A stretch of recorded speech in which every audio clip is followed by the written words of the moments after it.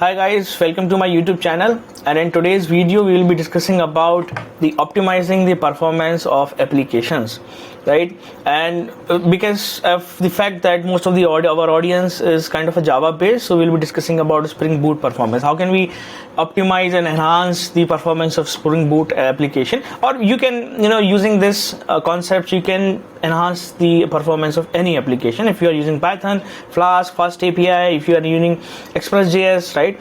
Any application, you can apply the same principle. So the concepts and the fundamentals will be same. However, the implementation will be different. All right. So now, I'll give you one use case, right? Sometime back in my work company, the company I work for, we had a problem where we wanted to enhance the performance of an application, and that application was kind of a Spring Boot based application. The problem was there were a lot of database calls going to the database, right? And then we had a problem with statement, how can we optimize those database network calls, right? And this is where somebody came in with the solution of caching. So that's where we went to the internet and looked around, and we understood, okay, this is how we can implement the caching in all of Spring Boot application. So the basic thumb rule of caching is, if you are, let's say, calling a database, and if you have a product database, let's say you have any database, let's say policy database. Now, if you want to call, if you want to get a certain product, or kind of a couple of products again and again from the database, there is no point of invoking database again and again. The better approach would be that you will keep that element somewhere in your cache, that you're at your application level, and then rather than directly going to your database, you will first look up into your cache memory. If that is present, your cache memory, your application will return the value from then and there. If it is not present, then you will go to database and ask for, hey, can you get me this product value? So that's how the overall idea of caching works here. So in a Spring Boot application, Spring Boot community has already given a cache abstraction. So it's an abstraction layer. It's not a provider, right? You can tune in any provider with that cache abstraction of Spring Boot. But in our case, we can use any in-memory cache, right? But you can use Redis, Astrix, so on and so forth. There are a lot of scalable cache we have.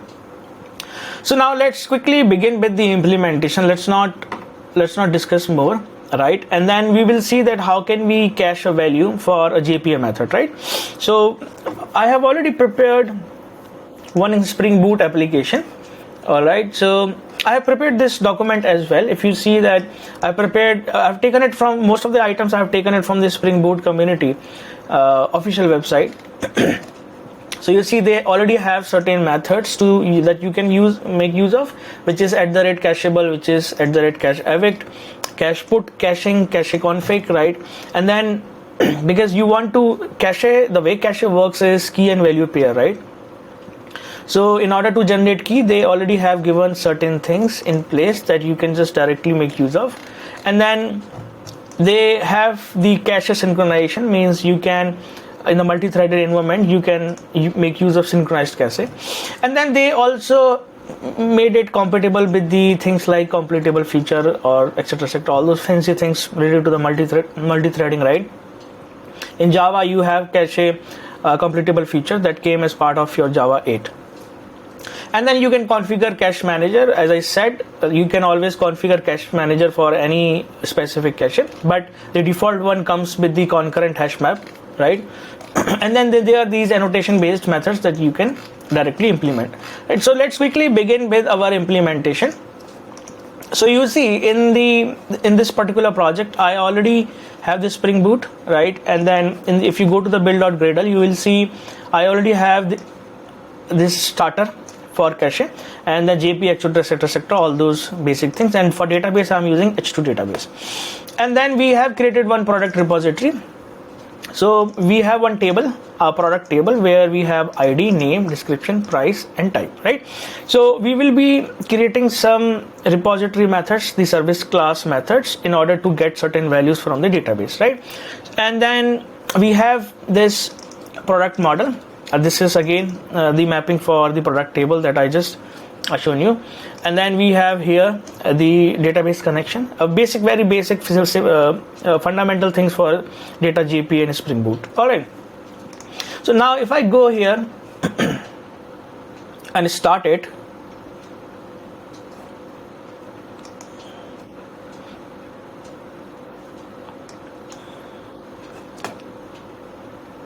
so you see, if I open this localhost 8080 h2 console, and then if I click connect, then you see I already have a product table here, right?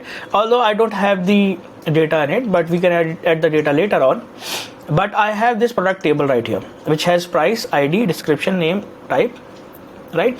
Now let's move on and create a product service, right? So I'll say product service, and I'll say, and we are using Lombok, right? I don't know, but in the Spring Boot you can use the Lombok now, rather than manually creating the getter setters and the unnecessary things. You can make use of the Lombok, right? So the product service will basically, let's say the first method that you could have is, if I have the product DTO, and then I'll say get product by ID, right? And then I'll say ID. All right. So now here, what I want is for, let's say, the ID. Let me go and see the value of ID is long. Okay. So now the idea is I want to go into database in the product table, and I want to say that for this product, for this particular ID field, get me a product, right? So what I'll say, I have to use, I'll create the constructors, I'll say private final my product repository, I'll say product repository, right?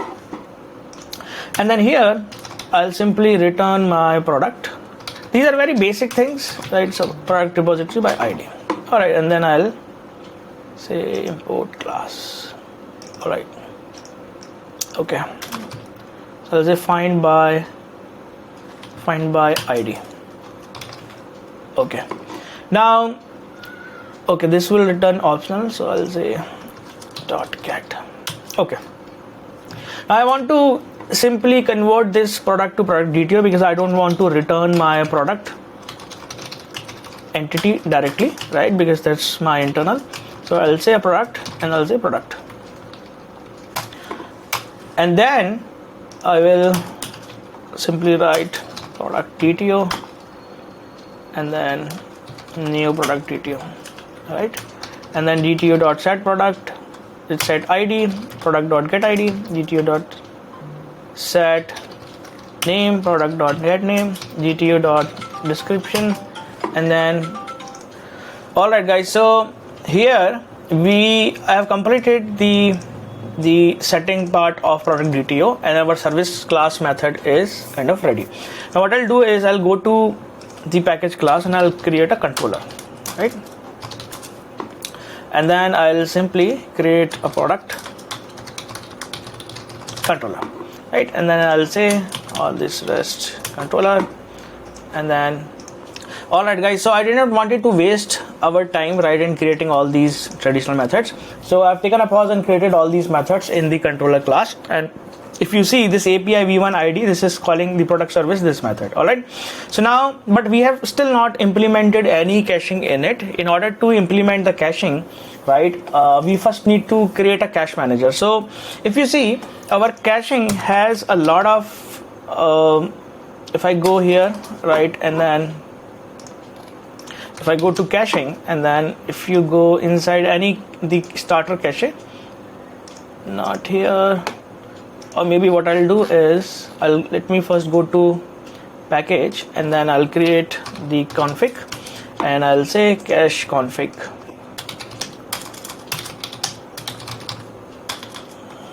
All right. So in the cache, I'll first use the configuration, and I'll use the enable caching. All right. So now we will have to use this annotation in order to tell Spring Boot that we want to enable the caching part.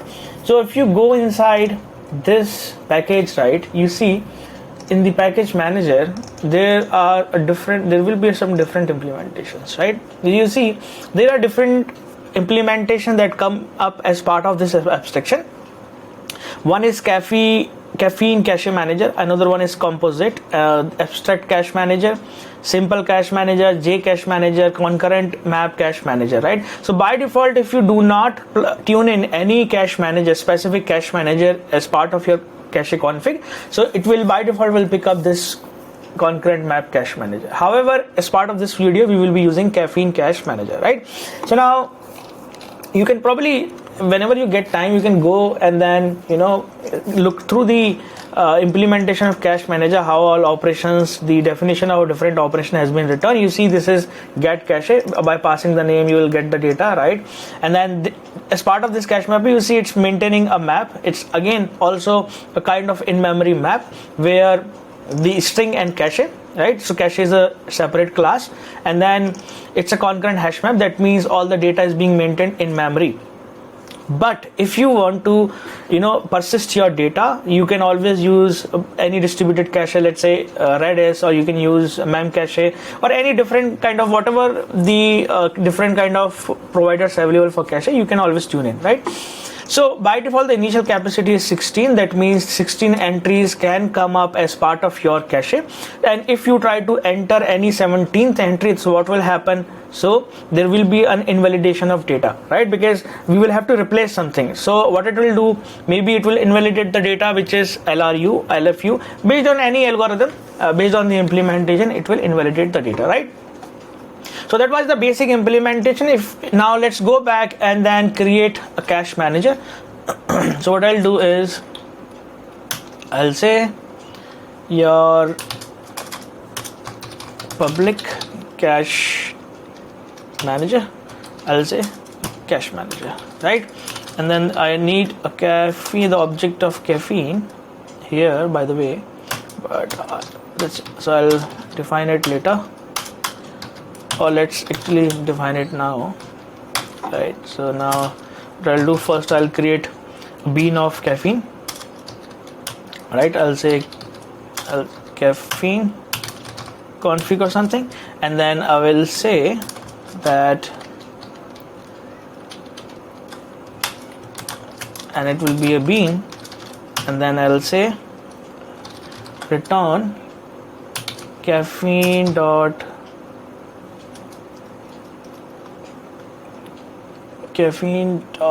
which caffeine cache manager, caffeine, okay. Oh, this is not the one.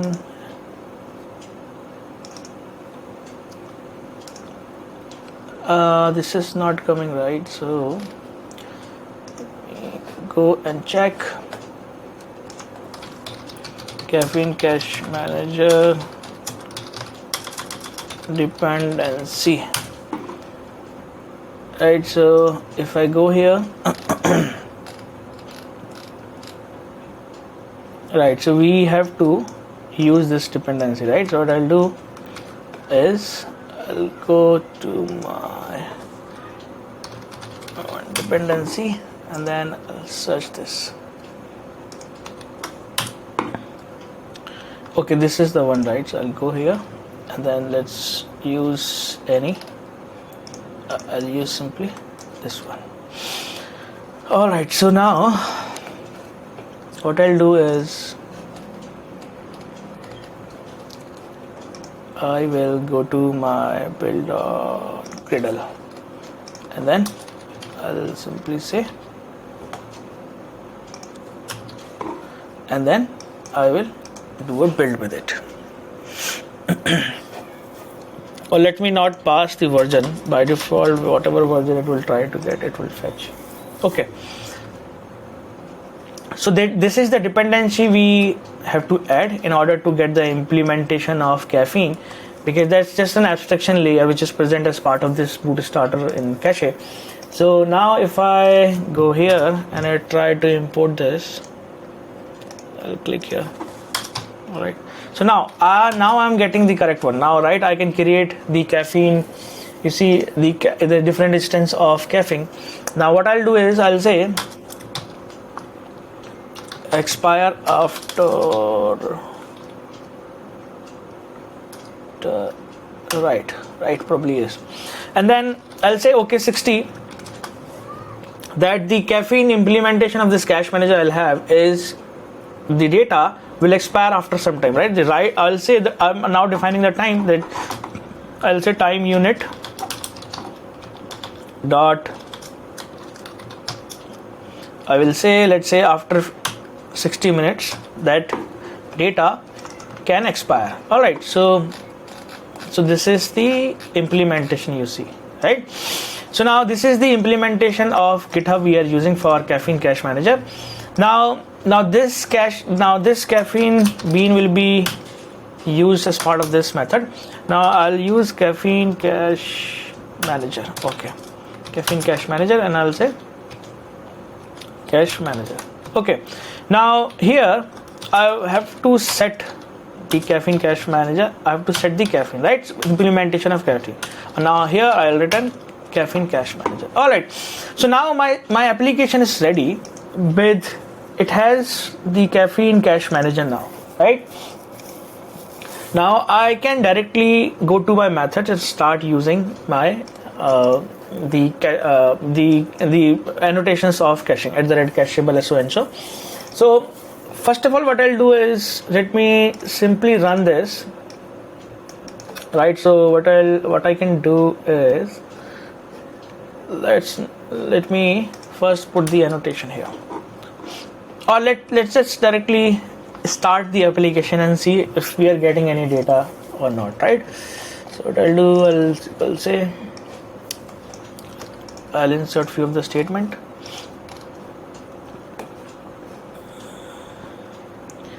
All right, so now if I go here and then refresh the cache, and then if I execute this query, all right, so if I execute this query, all right, so the data has been inserted. So if I go here and press select, so I already have the data, right?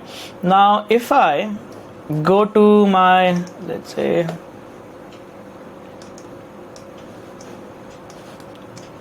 Postman, if I say HTTP localhost, I was working on a GraphQL project, so probably in some time I'll come up with a GraphQL tutorial, right? So now what was our product cache product controller v1, and then the ID, and we will have to pass the ID, right? So I'll go to here and I'll say ID, and then the value of ID is equal to 1. Okay, so it says method not allowed. Okay, it's a GraphQL basically, so I'll say I'll have to switch to HTTP. Okay, all right, now when I run, okay, now I'm getting the data, right? So now you see, when I'm passing the ID 1, I'm getting this data. So if I click on send multiple times, right? So see, what is happening is I'm getting the same data again and again, right? So there is no point, if I'm getting the same data again and again, and product is kind of a static data, there is no point to do a network call and go to database and asking for the same data again and again. So better way is you cache this data, right? So this is our scope of improvement that we could probably do. So now if you see, there must be a database call going, right, for each call. So if I go here, and if I say logging label root, and then I'll say debug. All right, so and if I rerun it,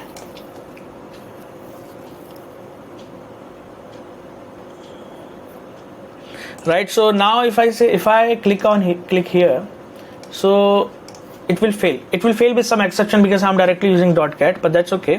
What I want to show you is, see, it's sending exception because no value present, because this is S2 database, right? So after restart, the data is going away. But that's not the interesting part. Interesting part is, you see this query, right? You see this query. So that means the database call is going, right? You see the database call is going basically to my database, right? So that was the reason I enabled the debug logs. Now what I will do is I will go and put down some caching annotations, right, in order to optimize the method. So I'll go the product, and then I will say cacheable, right? And then now for this I want to use a cache name. Let's say what would be the name of my cache? I'll say products. All right, now this is very simple, right? This is very simple. Now if I click here,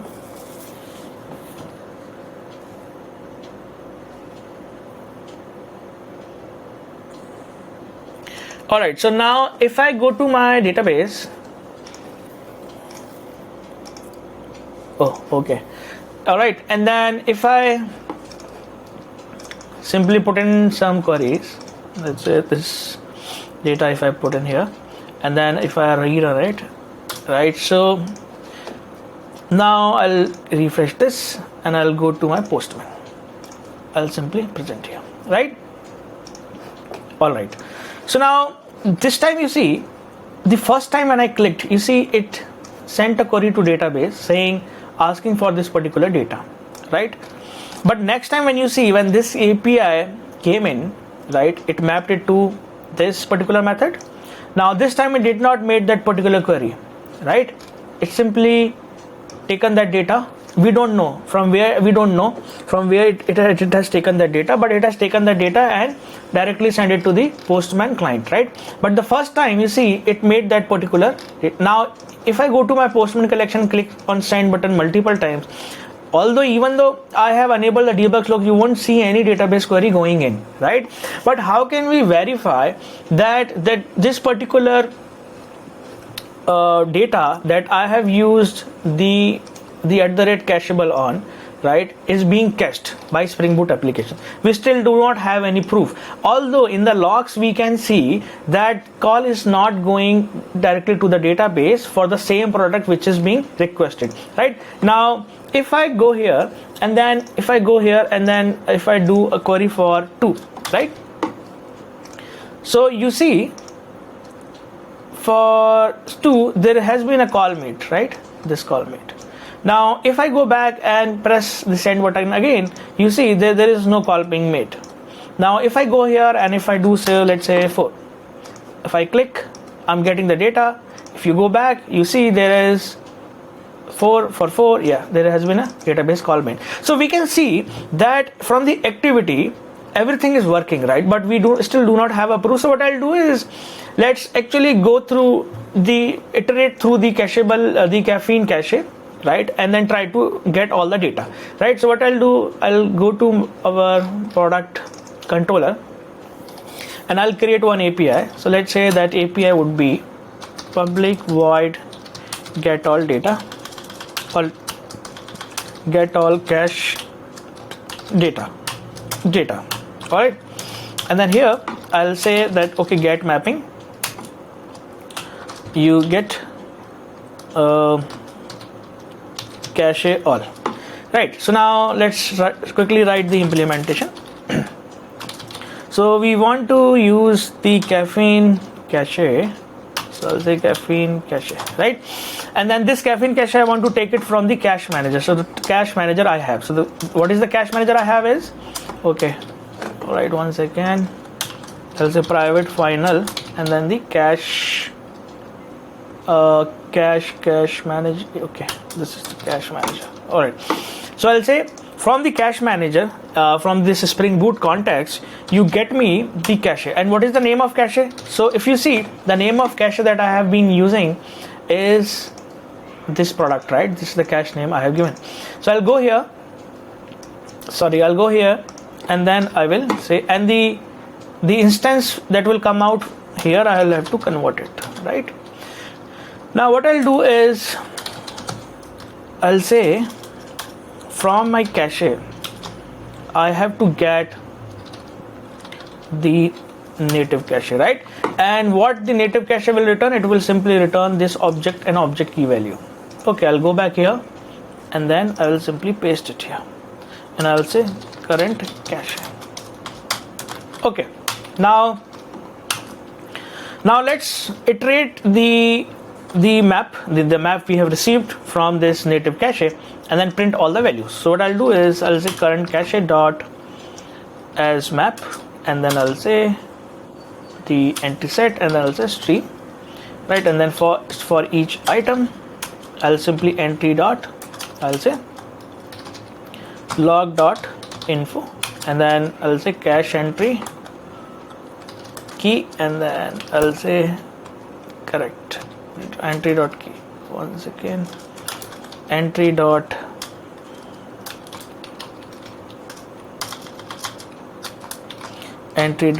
get key, right? And the value will be get value.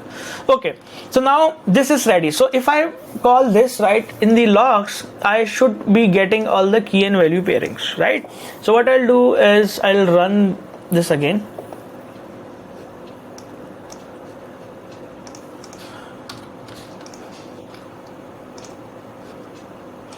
Okay, now I'll go back to my database. I'll insert some data. Okay, everything is ready. I'll go to my Postman collection and I'll request for first data. So during the first call, the database call should be made. So you see there has been a database call, right? So now I want to see if this particular data has been cached in the product cache or not. So what I'll do, I'll clear this, and then I'll go back to my Postman, and then I'll do a different call, a different get call, and I'll say v1 cache all, right? And I'll send. So all the status 200 because we have not returned anything, and then we come here and then we'll see if anything has been printed here or not. So I'll say okay, so this is mismatch, sorry. So I'll restart it again, and then okay, now I'll go here and then I'll refresh this, connect, put in some data, and then I'll go here and then I will call this method. So first time I have this database call going. Now second time when I'll go here and then I'll do a cache call, right? Now this cache call, you see this is the log entry that we wanted to see, right? So you see in the product controller it has cached the data. If you see, if you go to product controller, we have cached this, right? Cache entry key 4, and then the value is this. It's the entire product data DTO object, right? And the by default key it is using, right, in order to cache the data is your this entry key, this the ID, right? So if you see here, and then if you go to my product controller, and then if you go to my this method, so you see in cacheable we have not specified any key, although you can specify your custom key if you have a key generator, right? If you are working on an enterprise application, if you have defined a unique key generator, you can always use this. If you are working on a multi-threaded environment and you don't want to use the ID, because let's say you are caching multiple data, you are caching the product data, you are also caching, let's say, the user data, maybe in the same application, then although this won't be a realistic scenario, but that's okay, just to understand. Then in the case you are using ID, so let's say 4 ID can be assigned to a user, 4 ID can be assigned to a product. So this is not the way. So what probably the good developer can come in with probably a custom key generator which will generate a unique key, right? So you can always pass the key, but by default it's using the ID of the object as a key here, right? Now what will happen, what I'll do is I'll simply create another method, right? Let's create another method of your get product by name, maybe. So in my repository I have already created this, right? So what I'll do in the here, I'll create product DTO. I'll say get product by name, all right? And then I'll say don't look up by ID, rather look up by name, because there's already a JPA method I have created, right? Now everything will be same. There will be a product return and the product, and then this will be a product repository, and then I'll say find by name and I'll pass the name, right? And then we don't need get because I have not returned the options. All right, now I want to again cache the object. Now let's say the cache name, I'll keep everything in the same because I am also caching the products, right? But this time I don't want to use the key as the product ID, rather I want to use some other attribute as key. you can define, as I said, you can always pass in your particular key, custom key generator, right? So what I'll say, the correct way is I'll say key and then I'll say name, right? And then I'll simply leave it as it is, right? And then I have this, I'll rerun this, get my name. Okay, I need to create a product controller. Then I will call this, right? Now, if I call this by name API, then there should be a product. That I should be receiving, right? Or let's say what I'll do is, let's not pass the name, let's not make it complicated, and I'll say any product, and then the product, let's pick up the product 8. Okay, now, or maybe let's remove the space, otherwise there will be some unnecessary time wasting issues. I'll say product 1. Okay, now I'll restart this.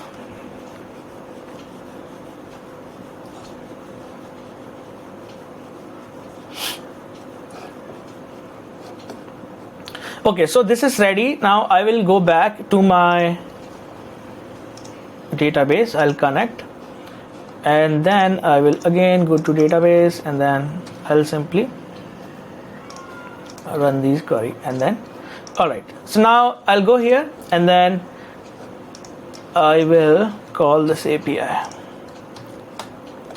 Okay, now here I will simply pass the name. I'll say okay, so you say I'm searching by name. Now by name, when I'm searching, I'm always getting product 1, because I have, assume that you are passing the product 1 as name, so I have statically coded it, right? So yeah, so you assume that you are passing the product 1, right? So now it's going to the database and getting that data, right? So you see, if you see this product name, where is correct, this is the query, right? So this is the query that went to the database and it looked up using data product name, right? Now next time when I go to my Postman collection and hit enter, right, you see there is no database call has been made. Like now if I clear it and if I go back to the Postman, let me small this, it's very big, right? So if I go back to the Postman and then I click on the cache, where is the cache all, right? You see, now in the cache all, am I getting any data? Oh, yeah, you see this is the cache entry we have received, right? Product 1, right? So if you see this time the key is not the product ID. Now if I go back, right, and I call this API, let's say where is the ID4 API, and if I call it, you see the call went with the ID, right, with the where clause of ID, and then if I clear everything and I go back and call the cache all, so there must be 2 entries. So I have 2 entries now. You see, one, the key is product 1, the other key is ID, because of the fact in this method I call this method here, I have not mentioned in the key, it has taken the by default key, and here I have mentioned the key, use the key as your name. So it basically has used the key as name. Alright, now let's quickly use the other condition as well. So now, because in this, as part of this tutorial, I'm going over the basic common methods that you will be using while implementing the caching in your Spring Boot application, right? I don't think you will be implementing a lot of complicated things. So now let's create another method where what I want to do is I want to only cache by product by name. You have a condition, right? You don't want to cache every data. Let's say in your product category, you have different category of data. You have clothing, you have electronics, clothing, electronics, so and so forth. Now, your clothing data is kind of a dynamic data. It changes daily, but your electronics data is kind of the data which does not change over the period of time. So now you only want to cache the data which is of type electronics. You don't want to cache the other type of data. So what you could do, probably if you go here in your product service, I'll go and I'll say, although I'll basically can use the same, but or let's say, let's not create another method, let's put in a different condition here, right? So now you can put a condition here, the condition saying if the type if sorry, I'll say the name. One second. What I'll do, let's not use this, and then I'll say what I'll do, I'll go to repository. One second, I'll create the utility methods. I'll come back. All right, guys. So I've created this method. So in this controller class, if you see, I have created a different method, get product by name and type, and I've been calling this method with product 1 and electronics, and there is a different API. If you go here, and then I'll simply call it and type, right? I'll simply go to controller, call this. Okay. Now it will be calling a different method, right? And I'm still caching the products with the name, and then it's a different method. It's find product by type, right? By type, I'll say simply type. By type. All right. So it basically getting the data, or let's say I'll go here to the repository. All right, guys. So what I've done is I've created a different JPA method, find product by name and type. So basically, the idea behind having this method is I will call this method by a name product 1 and pass the type electronics. So if there is any product 1 type with the type electronics, it will get that particular data to us. Now in the service class, what we will do here is we will put a condition, right? And the condition will be if and only if the type is, let's say, electronics, then only you cache this data, right? Otherwise you don't cache a particular data. Now what I'll do is in the caching, what you can do here in the condition, you can simply pass the type, and that type should be equals to the value. The value will be don't use double quote, value will be electronics. Okay, very basic, right? And then based on the type, it will cache the data in the cache map, in the cache, right? So, and then this is the simple basic API that we have created. Now let's simply call the APIs, and then go here. All right. Now what I'll do is I'll go to my S2 database. Now let's run this. All right. Now go here and then say HTTP. All right. So now you run this. Okay. Now it's getting the data, right? Then if I go and if I run this cache all, then we must have a particular data here. Which data? Let's say I cached all. Yes, we have this product 1 data. Okay, you see this. Now what I'll do in order to understand, right, what the last thing we'll try is we'll do, let's say any test value, right? Just to understand that if this time it's basically caching the data or not, right? Now I'll simply run this. I'll go here. Now this time you see the condition we have is you only cache the data if the type value is test value, right? Because in the earlier case we were using as the electronics. Now we will only cache it if the type is test value. It's just in order to understand that if the condition is working or not. All right. So now I'll go to my S2 database and click connect, and then I'll run the queries. I'll go here and then I will run the get and name by types. Okay, I've received the data. If you go here, that first time the call went to database. Now I'll say query, and then and then again I'll say click. Now this time you see it again, the call has gone to database, right? It has not cached the data, right? And then again if I go here and then see, you see the call has again gone to database, right? Now if I go back and then if I say where is the cache all and click, you see we don't have anything inside cache, right?